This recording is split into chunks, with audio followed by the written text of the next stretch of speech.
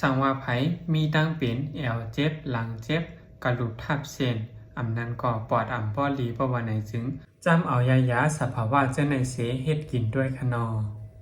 ยาสภาวะเจ้าในเด็กปู่หมอนในยาเฮาใจมาเจียมมือปานหลายคณะมันก็หาแรงง่ายได้ค่ะมันในก็เป็นมีข้าวมีผักด้วยคณะมันมีเพศกินสังคาย้อนนั้นแหละมันดีจ่อยยอดยาปันไหลตั้งเป็นแอวเจ็บหลังเจ็บยาวก่อปอดป้อลีว่ากระดูกทับเส้น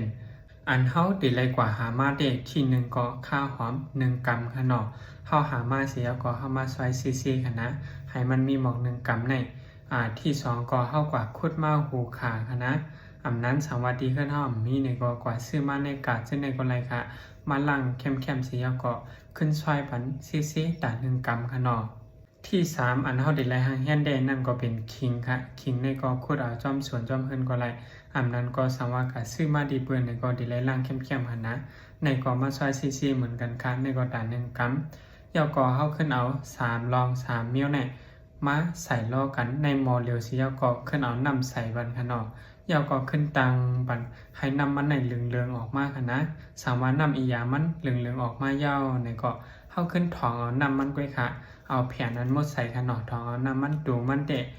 เฮาเอาแปดก็ไรค่ะนะยาวก็เฮาขึ้นเอาน้ำมันนั่นขึ้นกินบันพองมือนาเฮาดีกินข้าวค่ะเนาะเฮาตื่นขึ้นมากลางในยาวในก็เฮากินบัน1แก้ว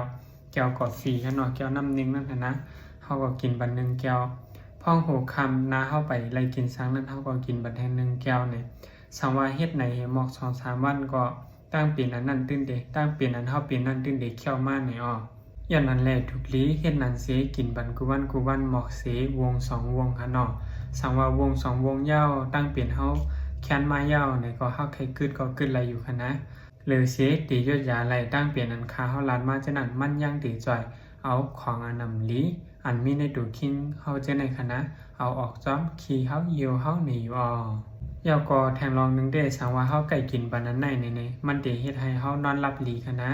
หนังฮื้อก้นตั้งหนังบ่ได้ไล่ฮู้ไล่หันไล่ยินแลหนังฮื้อเฮาบ่ได้ไล่กู้โสคมกันนั่นแค่นดอใจสืบบุญเพบันวิดีโอโหในใหญ่นำสีคำคาขอบใจค่ะ